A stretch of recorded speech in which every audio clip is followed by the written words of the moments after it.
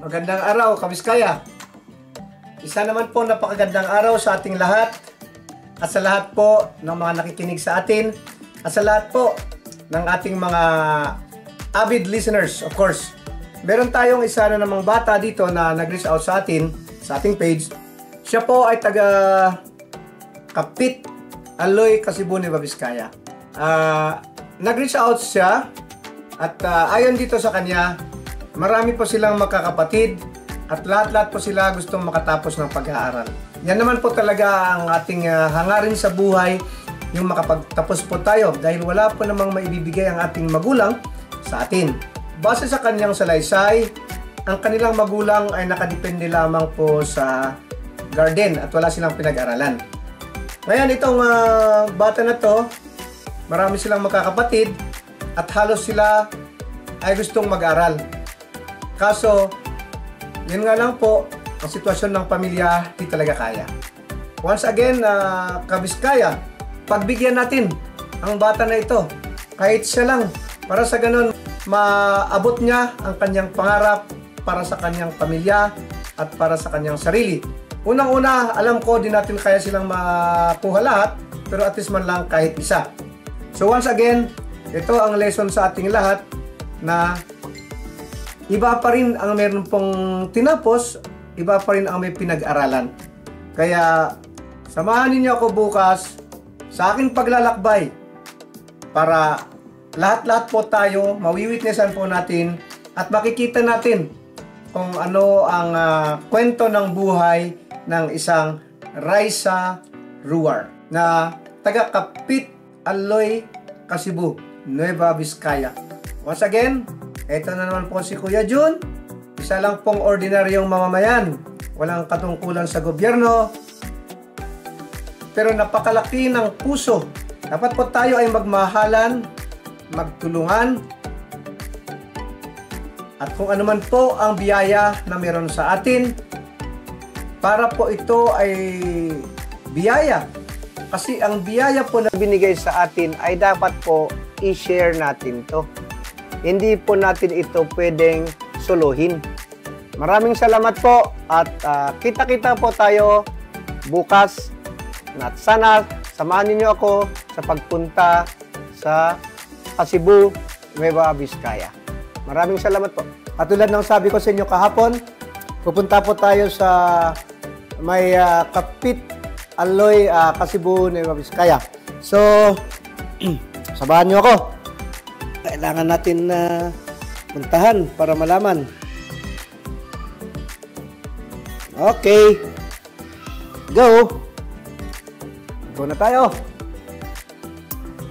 Tara!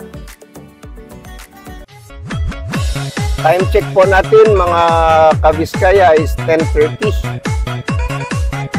Mga Kabiskaya, habang tayo ay naglalakbay, ay paulit-ulit ko pong sasabihin sa inyo na ang Kuya Jun Educational Assistance po ay patuloy pa rin po na tumatanggap ng aplikasyon para sa ating mga mahihirap na mga estudyante na gustong makapag-aral at maabot ang kanilang mga pangarap sa buhay. Para po sa mga bago pa lang sa ating page, ay nais ko pong sabihin sa inyo na ang Kuya Jun Educational Assistance ay 1 taon na po na mahigit. Hindi lang po ito ngayon. Saka po, marami na po tayong scholar, estudyante na pinag-aaral po sa bawat colleges or universities dito sa atin.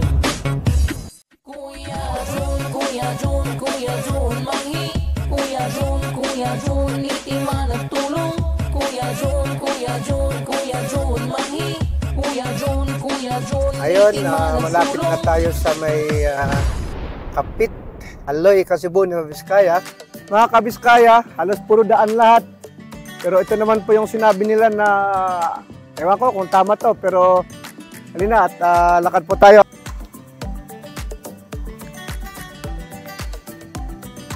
Hello! Anong pangalan mo? Raisa po. Raisa. Ruar po. Raisa? Ruar po. Oo. Ako si Kuya Jun. Nice to meet you po. Oo. Asan bahay nyo? Bababa pa po. Sige, pwede nating Sige po. puntahan, pasyalan. Sige po. Tara. So, makita nyo po kung paano ang Kapit ba? Kapit. Opo. Kapit Sitio ng Kapit. Barangay Aloy po. Aloy, Cebu. Opo. Ganito bang tinatawag na horse trail na daanan. Ang kasya lang po dito ay motor. Hello, good afternoon po. Hi, madam. Dito po kami ha. Masyal po kami. Si Raisa kasi nag-reach out sa ating page. Meron kasi akong maliit na programa na tumutulong sa mga financially deprived na mga estudyante, willing at saka talagang magpupursige na mag-aaral. Ano po ang nangyayari sa buhay ng isang Raisa? Ako po si Raisa, 18 years old. I was born and raised here sa Sitio Kapit na po. Lumaki po ako sa pamilya na sapat lang po. Sapat lang po yung kinikita ng parents ko para sa needs namin, sa pagkakalpentero po ng father ko, and sa pagkagarden na din po. Nag-reach out po ako sa inyo kasi alam ko po na pag nag-enroll na po ako ng college, mas lalo na pong mahihirapan yung parents ko kasi, sorry po. Kasi po, ngayon, dalawa po yung kapatid ko na nasa college na. So, kita ko po yung hirap nila. Na, lalo na kasi nasa private school yung kuya ko. Na, nagpo-portion ng criminology. And, ayun po.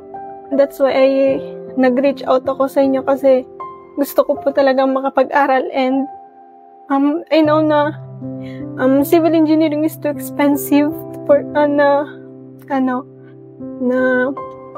course, and gusto ko po talaga makapagtapos para po masuklian po lahat ng sacrifices and pagod po ng parents ko. Yun po.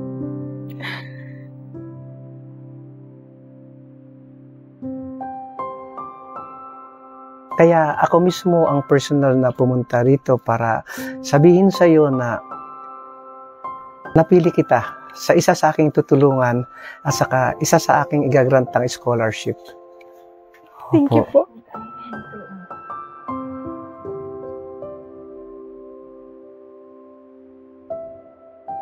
From first year hanggang makatapos ka, pagbutihin mo ang pag-aaral mo para makatulong ka sa pamilya mo.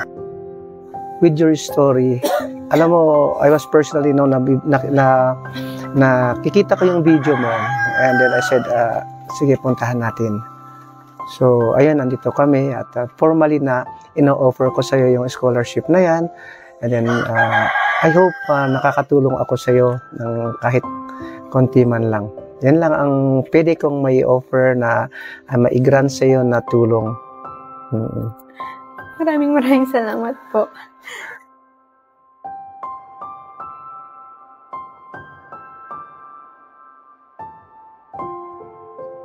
Ayun, isa pong kwento ng isang nakabagbag damdamin ang ating natunghayan ngayon sa kwento ng ating isang estudyante na si Raisa Ruar. So, nakita nyo mga kabiskaya kung gaano ang nararamdaman ng isang tao na gustong mag-aral. Nakita nyo na halos kahit sabihin ko pa sa kanya na kung pwede muna na huminto siya, pero talagang makikita nyo na ang talagang desire. Dito nyo makikita, mga kabiskaya, ang hirap ng buhay. Ang masasabi ko lang is that sana tulungan nyo ako, suportahan nyo itong ginagawa ko sa pamamagitan ng inyong dasal, na sana ma-inspire pa ako at makakaroon pa ng blessing para marami pa tayong matutulungan na ganitong mga estudyante. Yun lamang ang sa akin. Ang sa akin dito is your prayers. Sa aking ginagawa na to, alam nyo naman po, ako po ay isang ordinaryong mamamayan. Wala naman po akong katungkulan sa gobyerno. Kung ano lang po ang meron sa akin, ay isineshare ko po para magiging blessing din po sa ibang tao. So Kabiskaya, patuloy po tayong magmahalan, magtulungan, at number 1 po dito, lagi po tayong magdasal araw-araw at patuloy na mangangarap dahil may bukas pa. Maraming salamat at hanggang sa susunod na estudyante na atin pong pupuntahan. Mahal na mahal ko po kayo lahat, Kabiskaya.